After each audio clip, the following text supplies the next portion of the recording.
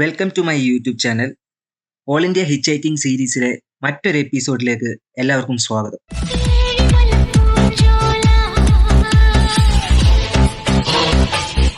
കഴിഞ്ഞ എപ്പിസോഡിൽ നമ്മൾ വില്ലുന്തിയെ പറ്റിയുള്ള വീഡിയോ ആണ് ചെയ്തത്. കടലിനുള്ളിലെ ശുദ്ധജല കിണർ കാണാത്തവർ കാണണം. നമ്മളിപ്പോൾ അവിടെ നിന്ന് പൊക്കോണ്ടിരിക്കുകയാണ്. ഒരു വലിയ വണ്ടി നമുക്ക് കിട്ടിയിട്ടുണ്ട്. കുറേ ദൂരം ഉണ്ടായിരുന്നു. അത് കാരണം എനിക്ക് വേഗം തന്നെ ഒരുപാട് കിലോമീറ്റർ എനിക്ക് കവർ ചെയ്യാൻ പറ്റി.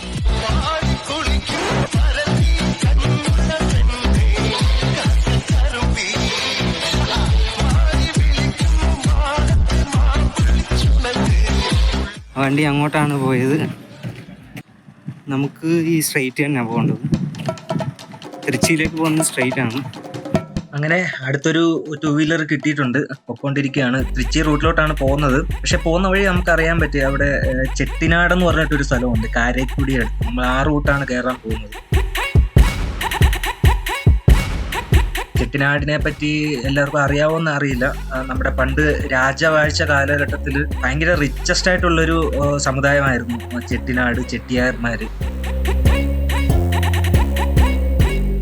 നമ്മളങ്ങോട്ട് പോകുന്ന വഴി ഒരുപാട് രസമുള്ള സ്ഥലങ്ങളും അമ്പലങ്ങളും ഒക്കെ ഉണ്ട്. പക്ഷെ നമുക്ക് എല്ലാം കവർ ചെയ്യാൻ സാധിക്കില്ല. അതുപോലെ തന്നെ ലിഫ്റ്റ് കിട്ടുന്നതാണെങ്കിലും ബുദ്ധിമുട്ട് എന്താണെന്ന് വെച്ചാൽ ചില വണ്ടിയൊക്കെ 1/2 കിലോമീറ്റർ 1 കിലോമീറ്റർ ഒക്കെ ഉണ്ടാവുള്ളൂ. പക്ഷെ നമുക്കത് ആക്സെപ്റ്റ് ചെയ്തേ പറ്റുള്ളൂ. അങ്ങനെ ഒരുപാട് വണ്ടി മാറി കയറി വേണം പോകാൻ. കുറച്ച് ടാസ്ക് ആണ്. ஹாய் இப்போ தான் பார்த்தீங்க. அண்ணன் வந்து ட்ரிப் வந்துட்டு இருந்தாரு. அண்ணனுக்காண்டி இப்போ லிஃப்ட் பண்ணோம். அண்ணன் வந்து ஓவரால் ட்ரிப் முடிக்க தேங்க்யூ நல்லா பண்ணுங்க.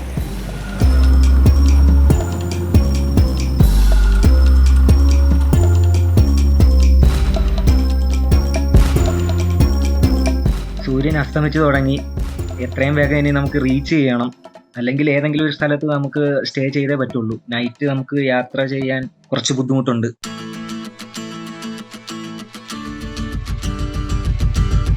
കുറേ നേരം വണ്ടി ഒന്നും കിട്ടാതെ ഇങ്ങനെ വിഷമിച്ച് നിന്ന സമയത്താണ് ഒരു ആർമിക്കാരൻ അതുവഴി പോയത്. ആക്ച്വലി പുള്ളി എന്നെ കവർ ചെയ്ത് പോയതാണ്. അപ്പോൾ എൻ്റെ കയ്യിലിരുന്ന ഫ്ലാഗ് കണ്ടിട്ട് പുള്ളി തിരിച്ചു വരികയായിരുന്നു.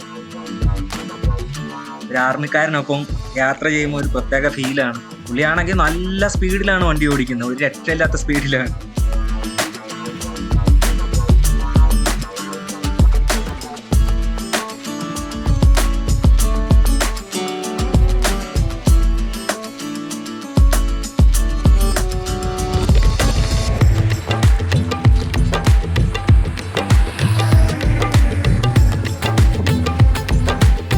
അങ്ങനെ നന്നായിട്ട് ഇരുട്ടിയിട്ടുണ്ട്. നമ്മളിപ്പോൾ വേറൊരു വണ്ടിയിൽ പൊക്കോണ്ടിരിക്കുകയാണ്. ആർമിക്കാരൻ കുറച്ച് ദൂരം ഉണ്ടായിരുന്നു. പുള്ളി വേറൊരു റൂട്ടിലേക്ക് തിരിഞ്ഞുപോയി. നന്നായിട്ട് ഇരുട്ടി. ആക്ച്വലി ഒരു 6 മണി 7 മണിക്ക് മുമ്പ് എവിടെയെങ്കിലും സ്റ്റേ ചെയ്യണമെന്നുള്ളൊരു പ്ലാനിങ്ങിലായിരുന്നു. പക്ഷെ നടന്നില്ല. കുഴപ്പമില്ല, സേഫായിട്ടുള്ള പ്ലേസ് ആണെന്ന് തോന്നുന്നു.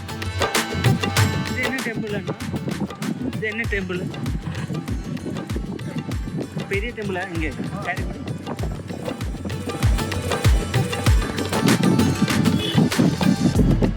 இங்கேருந்து பஸ் ஸ்டாண்ட் எவ்வளோ இருக்கா? 7 இங்கே ஸ்டே பண்ண முடியுமா? നമ്മളങ്ങനെ ചെട്ടിനാട് എന്ന് പറഞ്ഞ സ്ഥലത്ത് എത്തിയിട്ടുണ്ട്. ഇനിയിപ്പോൾ ഇവിടെ അടുത്തൊരു ബസ് സ്റ്റാൻഡ് ഉണ്ട്, അവിടെ സ്റ്റേ ചെയ്യാൻ പറ്റുമെന്നാണ് പുള്ളി പറഞ്ഞത്. ക്ഷേത്രത്തിന്റെ പരിസരത്തൊന്നും നമുക്ക് സ്റ്റേ ചെയ്യാൻ പറ്റില്ല.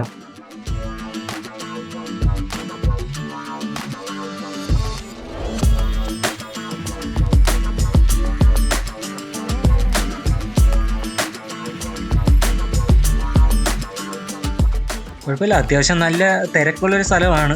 നല്ല ട്രാഫിക് ഒക്കെ കാണാം. ഇവിടെ വലിയൊരു ബസ് സ്റ്റാൻഡ് ഉണ്ടെന്നാണ് പറഞ്ഞത്. നമുക്ക് ഇന്ന് നൈറ്റ് അവിടെ സ്റ്റേ ചെയ്തിട്ട് രാവിലെ കണ്ടിന്യൂ ചെയ്യാമെന്നാണ് ഞാൻ ഉദ്ദേശിക്കുന്നത്.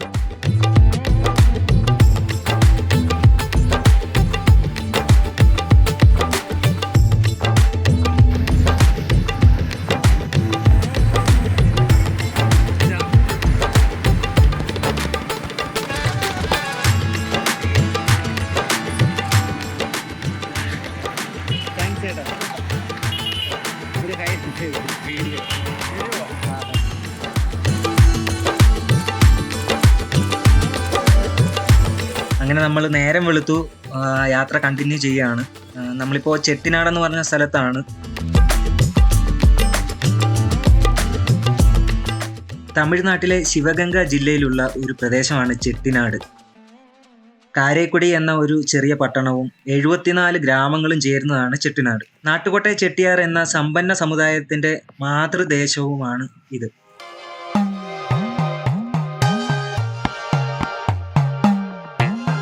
ഈ സമുദായത്തിൽപ്പെടുന്ന ധാരാളം ആളുകൾ തെക്കൻ, തെക്കുകിഴക്കൻ ഏഷ്യ എന്നിവിടങ്ങളിലേക്ക്, പ്രത്യേകിച്ചും സിലോൺ, ബർമ എന്നിവിടങ്ങളിലേക്ക് 19-20 നൂറ്റാണ്ടുകളിൽ കുടിയേറിയിട്ടുണ്ട്.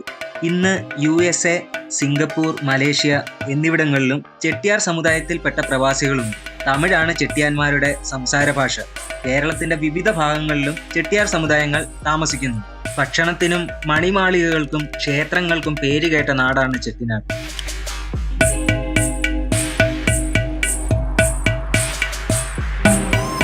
നമുക്കിവിടെ കണ്ടാൽ അറിയാൻ പറ്റും, വലിയ വലിയ ബിൽഡിങ്ങുകളാണ്. പണ്ടത്തെ കാലത്തെ ഏറ്റവും സമ്പന്നരായിട്ടുള്ള ആളുകളാണ്. നമുക്ക് ഇപ്പൊ പോയാൽ തന്നെ നമുക്ക് കണ്ടാൽ മനസ്സിലാവും. കൊട്ടാരം പോലൊക്കെയാണ് വീട് പണിത് വെച്ചിരിക്കുന്നത്. ഇതൊക്കെ സത്യം പറഞ്ഞ വീടുകളാണ് ആളുകൾ താമസിച്ചിരുന്നത്.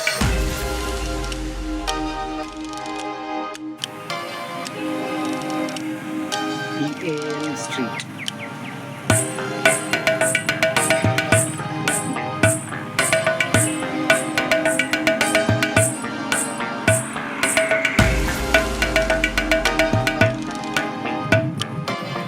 ഇവിടെ ഒരു തിയേറ്റർ ഒക്കെ ഉണ്ട് കേട്ടോ. അനിമൽ എന്ന് പറഞ്ഞിട്ടൊരു മൂവിയാണ് ഇടുന്നത്. കുഴപ്പമില്ല, നല്ലൊരു അത്യാവശ്യം ഒരു പട്ടണം തന്നെയാണ്. നമ്മളിവിടെ ഒരു ശിവൻ കോവിലുണ്ട്. ഇവിടെ വന്നപ്പോഴാണ് അതിനെപ്പറ്റി അറിയാൻ കഴിയുന്നത്. നമ്മൾ അങ്ങോട്ട് പോവാണ്. ഒന്ന് ഫ്രഷ് ആവണം, കുളിക്കണം. ഡ്രസ്സൊക്കെ അലക്കിയിട്ട് കുറച്ച് ദിവസമായി. അപ്പോൾ അതിന് പറ്റിയ സൗകര്യങ്ങളൊന്നും കിട്ടുന്നില്ല. ഇവിടെ ഒരാളോട് ചോദിച്ചപ്പം പറഞ്ഞത് ശിവൻ ക്ഷേത്രത്തിൻ്റെ തൊട്ടടുത്തായിട്ട് തന്നെ കൊപ്പടയമ്മൻ കോവിൽ എന്ന് പറഞ്ഞിട്ടൊരു കോവിലുണ്ട്. അവിടെ ക്ഷേത്രക്കുളമുണ്ട്. അവിടെ അത്യാവശ്യം നമുക്ക് ഇങ്ങനെയുള്ള കാര്യങ്ങളൊക്കെ ചെയ്യാനുള്ള ഒരു സാഹചര്യം ഉണ്ടെന്നാണ് പറഞ്ഞത്.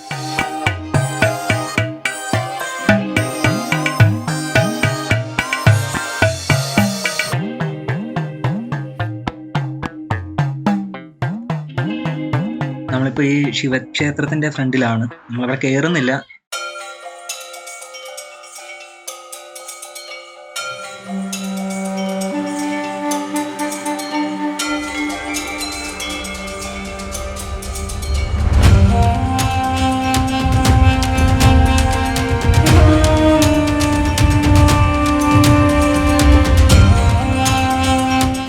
നമ്മളങ്ങനെ കൊപ്പടയമ്മൻ കോവിലിന്റെ അടുത്ത് എത്തിയിട്ടുണ്ട്.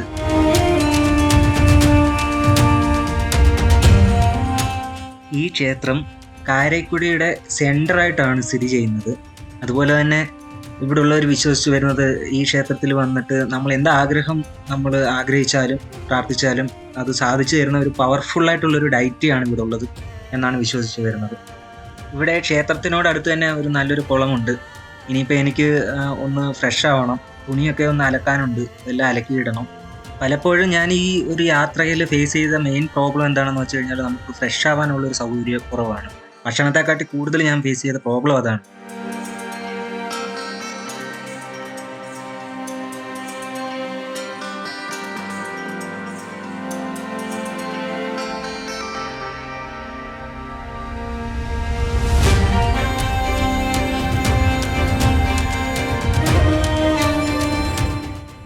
സംഭവം കുളിക്കുന്ന കുളമാണെങ്കിലും നല്ല വഴുക്കലുണ്ട്. അതുകൊണ്ട് ചെറിയൊരു പേടിയുണ്ട്. കാരണം പരിചയമില്ലാത്ത സ്ഥലമാണ്. അപ്പോൾ എങ്ങനെയാണ് എന്നൊന്നും അറിയത്തില്ല. കുളത്തിൻ്റെ ചരിത്രമോ കാര്യങ്ങളൊന്നും നമുക്കറിയത്തില്ല. പിന്നെ കൂടെ വേറൊരാളെ കിട്ടിയത് കൊണ്ട് എന്തായാലും ഇറങ്ങാമെന്ന് വെച്ചിട്ട് ഇറങ്ങുകയാണ്. അപ്പോൾ നല്ല വഴുക്കലുണ്ട്. ജസ്റ്റ് ഒന്ന് ചെറുതായിട്ട് കാലൊന്നും ഇതായാൽ പോലും നമ്മൾ ഉള്ളിലേക്ക് തെന്നിപ്പോകും. അപ്പോൾ ചെറിയ പേടിയോടുകൂടിയാണ് കുളിക്കുന്നത്. വേറെ വഴിയില്ല, കുളിക്കാണ്ടിരിക്കാൻ പറ്റില്ലല്ലോ.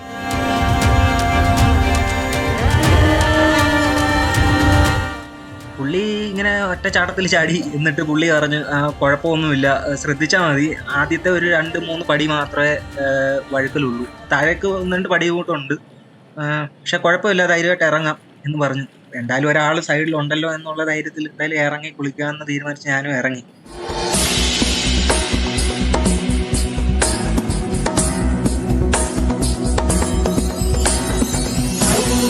नंदिनी नंदिता मेदिनी പൊളിച്ചിട്ട് കയറിയതാണ്. പക്ഷേ പിന്നെ മനസ്സിലൊരു ആഗ്രഹം, ചെറിയ പേടിയുണ്ടെങ്കിലും അങ്ങനെ പേടിച്ചാൽ പറ്റില്ലല്ലോ. പിന്നെ പുള്ളി നീന്തുന്ന കണ്ടപ്പോൾ നമുക്ക് ചെറിയൊരു ധൈര്യം തോന്നി. അങ്ങനെ ഞാനും രണ്ടും കൽപ്പിച്ചൊരു ചാട്ടം ചാടി.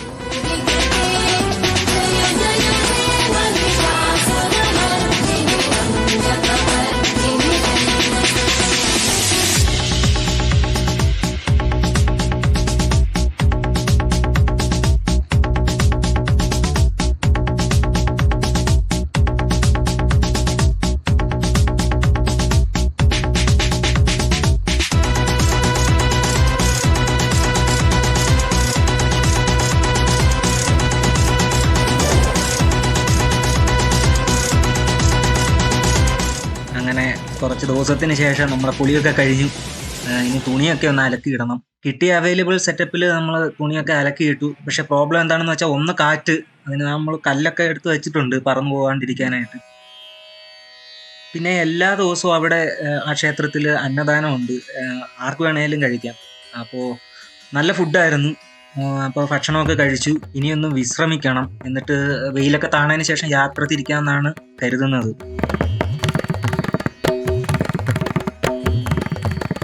ക്ഷേത്രം ഇനി ഓപ്പൺ ആവാൻ 4 മണിയാകും എന്ന് പറഞ്ഞു. അതുകൊണ്ട് നമ്മൾ വെളിയിലോട്ടൊന്ന് കറങ്ങാൻ ഇറങ്ങിയാണ്.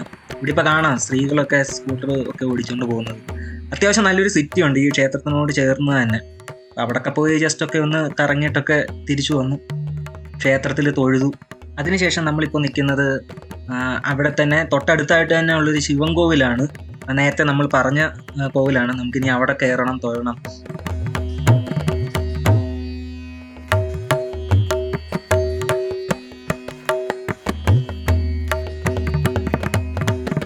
സത്യത്തിൽ ഞാൻ ഇത്രയും തിരക്ക് അവിടെ ഉണ്ടാവും എന്ന് ഞാൻ വിചാരിച്ചില്ല. അത്യാവശ്യം നല്ല ആളുണ്ട് അവിടെ, നല്ല തിരക്കുണ്ട്.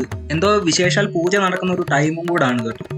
യാദൃശ്ചികവശാൽ ആ സമയത്താണ് ഞാൻ അവിടെ ചെല്ലുന്നത്. എനിക്ക് ഭയങ്കരമായിട്ട് ഇഷ്ടപ്പെട്ട ഒരു അമ്പലമാണ്. ഭയങ്കര ഫീലാണ്, ഭയങ്കര കാം ആൻഡ് ക്വയറ്റ്. നമുക്ക് മനസ്സിന് ഭയങ്കര ശാന്തി കിട്ടുന്ന ഒരു കിട്ടില അമ്പലം എന്ന് പറയണം.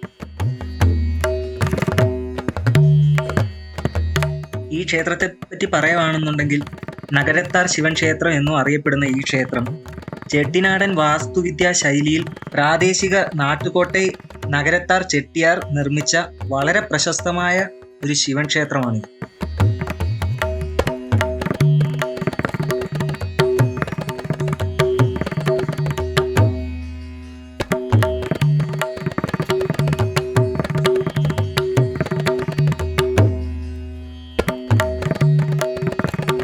കണ്ടില്ലേ, ക്ഷേത്രത്തിന് തൊട്ടടുത്ത് തന്നെ ഒരു താമരക്കുളമുണ്ട്.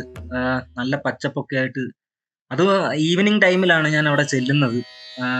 പെട്ടെന്ന് പോകാനായിട്ട് പോയതാണ് ആക്ച്വലി. പക്ഷെ ഞാനത് ദീപാരാധന കഴിയുന്നിടം വരെ അവിടെ ഫുള്ള് സ്പെൻഡ് ചെയ്ത് ദീപാരാധനയൊക്കെ കണ്ട് തൊഴുതതിന് ശേഷമാണ് ഞാൻ അവിടെ നിന്ന് ഇറങ്ങുന്നത്.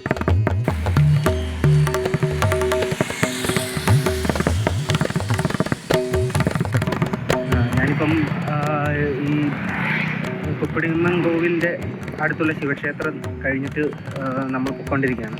അപ്പം ഞാൻ അവിടെ ചോദിച്ചപ്പോൾ അറിയാൻ പറ്റിയത് എന്താണെന്ന് വെച്ച് കഴിഞ്ഞാൽ, അവർ പണ്ട് കാലത്ത് മധുരയിൽ വന്നിറങ്ങിയ ആളുകളെല്ലാവരും കൂടി പാണ്ഡ്യ മന്നൻ്റെ അടുത്ത് നമുക്കൊരു ഊര് കെട്ടിത്തരണം എന്ന് പറഞ്ഞ്, അപ്പോൾ അങ്ങനെ പാണ്ഡ്യമന്നൻ ഈ പ്രദേശത്ത് എല്ലാവർക്കും താമസിക്കാനുള്ള സൗകര്യം ചെയ്തു കൊടുത്തു, ഒരു ഊരുണ്ടാക്കി കൊടുത്തു.